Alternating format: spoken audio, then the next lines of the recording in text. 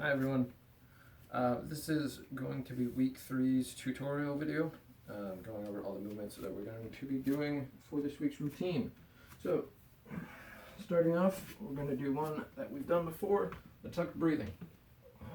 So, feet are nice and close into the hips, weight evenly distributed on your pelvis, full contact with the spine, all the way up as far as you can get it. Arms are relaxed by your side.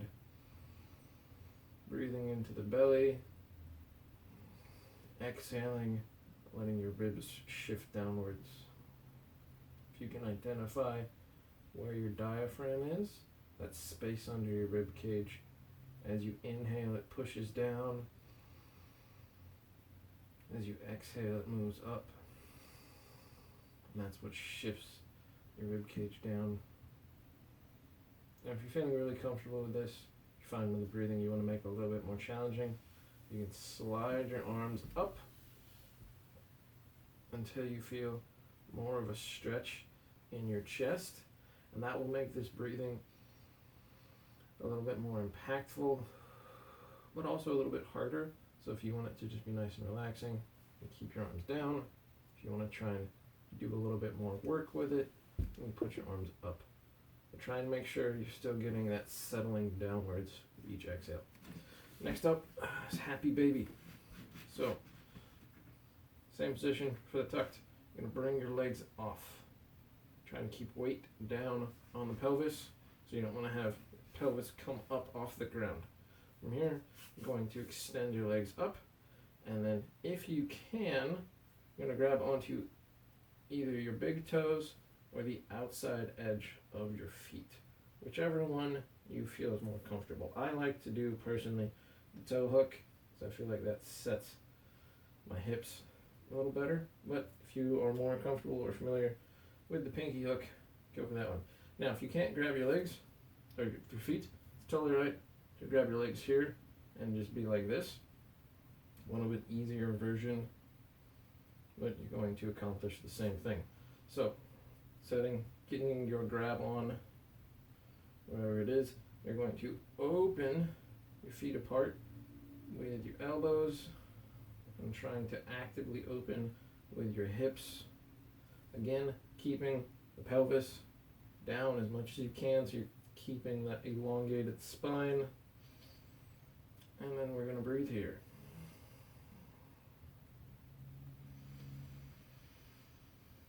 Same breathing as you were doing for the tucked breathing. Just now you're putting in that extra stretch in your groin. If you're feeling super comfortable with this, extend your legs only as far as you can keep a weight down on the pelvis. So if you're here and you're doing this, right, that's no longer helpful. So you want to keep the weight down and you're extending.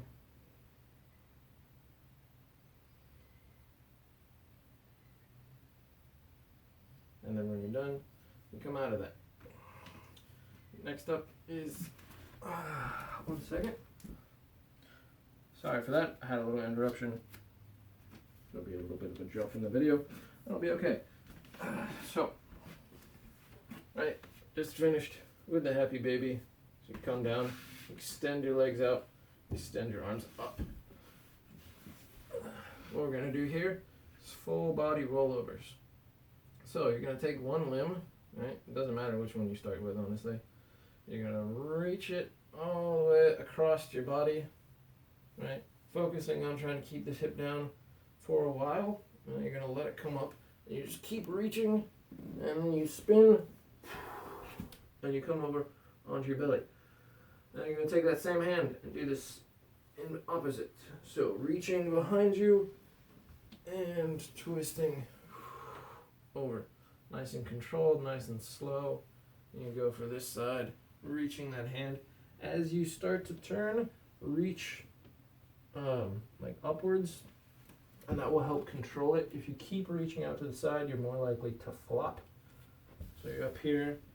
As you start to roll, you bring your arm back close to your head, and that will control that tilt a little bit. And then when you're doing with the feet, it's the same thing. You lift up, you reach across until you feel that rotation, and then you bring that foot back up. back in close to the body. Going back and kicking it up. So that one going back is kind of difficult. So when you're here, you want to think you're going up, and this leg, the other leg is staying nice and relaxed. So you're going up, you shift your pelvis over as you start to roll. This leg comes back upwards, and that twists you down. And then we go, same thing on this one, lifting it there at the end, control that tip, rolling back and forth. So that one's going to take some time getting used to, getting that rotation. The goal is to feel that in the core and kind of in the oblique. So as you're turning, you're going to feel that stretching diagonally through your body. So that's the goal there, is that diagonal stretching. And then next up is Cobra. So this might be a little different than some Cobras you've done if you know yoga. You're going to be starting in a prone position, right? You're going to put your elbows on the ground nice and wide. And you're just going to extend your spine from your pelvis all the way to your head. So you're thinking your head is pushing away. You just push down through the ground. You're closing your pelvis and your rib cage together here. So you're kind of squeezing those 2 points. And you're just going to push the ground away. Now if you feel this in the low back, you want to make sure you're really trying to drive your pelvis and tilt it so your tailbone is towards your feet. That will keep it out of the low back, more in the abs, more in the upper back. And you're going to breathe here. If you want to, you can look towards your feet, get a little bit that extra rotation in. But again, that's only if you feel very comfortable here. So if just being in this position, holding here, feels difficult, then just hold here. The goal is to feel that extension all the way through your whole spine, right? Getting into the upper back, getting into your cervical spine, and just breathing calmly. And then next up, we come back to the ground. So for the active frogs, your arms are relaxed. You can either be looking at the ground with your head off, or just letting your head relax to the side. Personal preference there, whichever you find more comforting. Or you can even have your hands here and just kind of rest your head on them. This is also a good one, as long as you can keep your rib cage pulled into the ground. So there's a lot of ways you can deal with the head. Whatever you want to do is fine. And from here, what we're doing for the actual active frog, your feet come together, your knees go really wide. You're going to put the soles of your feet together and try to make sure you're keeping your pelvis tipped posteriorly, so you don't want to get a super big arch in your back like this where there's a big curve. You want it to be nice and flat. And what we're going to do here is on the exhales, you're going to push your feet together. Inhale, you're going to let it relax. Exhale, you're going to push your feet together. Try and think you're getting your toes involved. You're squeezing your toes. You're squeezing your heels. As much contact with your full foot as you can get. And that's all this one is just pushing as you exhale, relaxing as you inhale, trying to feel this in the outside edge of your glutes. If you start to feel this in the back, you're most likely arching and trying to come up like this. You don't want that. You want to just let the hips settle down. And next up, coming into the tabletop, we're going to do fire hydrants. So standard tabletop position, shoulders over wrists, hips over knees. You're pushing the ground away, keeping the head extended. Right, nice and set in your tabletop. You're going to shift over onto one leg. If this is uncomfortable for the knee, feel free to get a pillow or something. And what we're going to do from here is the other leg moves as far out to the sides as you can make it go. And then back. Alright, as far out to the side, trying to not change your back alignment. So you don't want to round and you don't want to dip really hard. Right, you want to just keep it nice, controlled, neutral. Exhale. Inhale. All right, back and forth. You're going to feel more weight on this hand, but you want to still be pushing the ground away with both hands. Reaching really far and then back. Right, and then when you switch, just shift over to the other side, and it's the same thing. Trying to control your back, keeping your head away. So if you start to feel like you're doing this, right, just check in, push the ground, drive through your head, drive through your shoulders, not drive through your head, drive your head away from the ground. All right, back and forth. Next up, lunge half splits. So, I'm going to start in this tall kneeling position. And from here, you're going to just pick a leg. Again, doesn't really matter which leg you start with. Bring it out to that 90-90 position. Again, if you need something for your knee, by all means, do that. If you need something for balance, totally right to grab a wall, brace yourself, whatever you need on that end.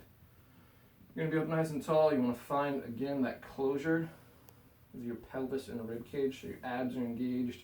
You're feeling a stretch in your hip flexor. Arms are relaxed, head is tall. What we're going to do here, we're going to push forwards,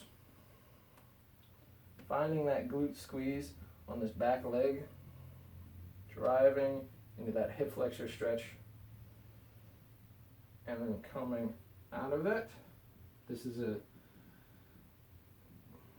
inhale back to a neutral position, and then you're going to exhale, driving your hips backwards, pulling the toe, reaching for that foot. Hamstring, calf, down into the foot. Holding this, inhale, exhale. Making sure you're finding that glute squeeze. Inhale, exhale. Inhale. Find that glute squeeze as you're coming up. You're squeezing, driving the hips up, going into that with an exhale. You want to really feel that in the hip flexor. I'm going to switch legs so you can see where I'm pointing at. So, glutes, active squeeze, you're tipping downwards, push the hips forwards, focusing on driving from this point. Inhale, exhale, shifting back. Your hip goes backwards as far as you can make it go, right? Because that's what keeps the back safe. If you don't push your hip backwards and you just round, then all of that's coming from here. You want to think driving the hip backwards so it's more flat. It's going around a little bit, and that's okay. You just want to have minimal version. Glutes, drive forwards. I forgot what's next.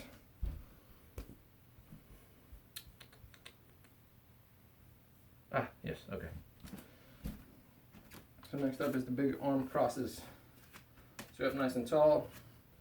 You're gonna really firmly plant your feet into the ground. Knees are bent, glutes are engaged, abs are engaged. So you're standing in really good posture.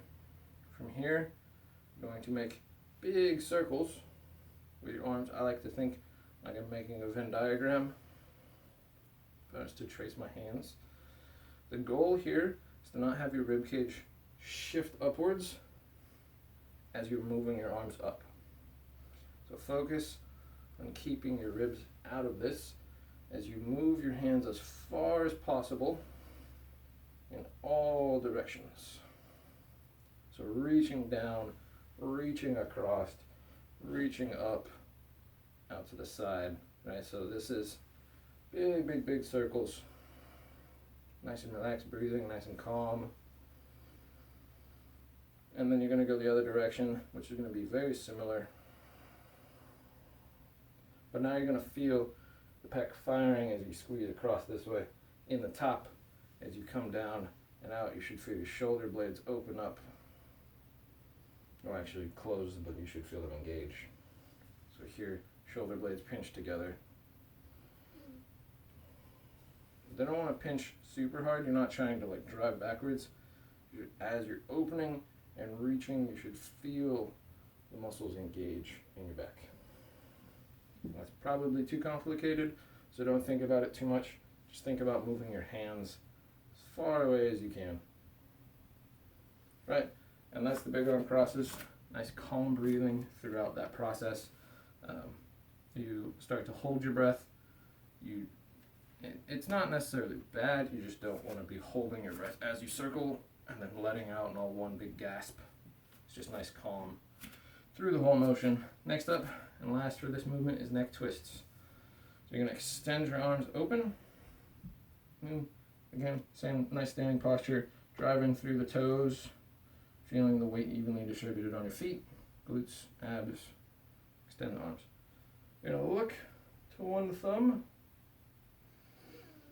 Inhale to neutral, exhale, look to the other thumb. Keeping your head reaching up to the ceiling. Now if this feels relatively easy, right, then move your hands further back. And then you have to twist more. And the goal is to not have your hands shift as you look towards one thumb. So if you're looking and then you do this, right, that's not actually rotating your neck, that's rotating your torso. So pull arms back, keep them pulled backwards as you're twisting. Nice calm breathing, doing the exhaling. If your arms start to get tired, which they might from being extended, you just let them down, wiggle to the shoulders, reach your back out. If you find that you can't get like to full extension and go here, it's totally right to go forwards and twist, right? And then as you feel more comfortable with it, you just keep opening backwards until you get to a point, right, where you can't twist far enough, right? And this is no longer helpful because then your arms are just further than they need to be. So you want to make sure you can actually point your nose at your thumb, because then you're actually getting that full neck rotation.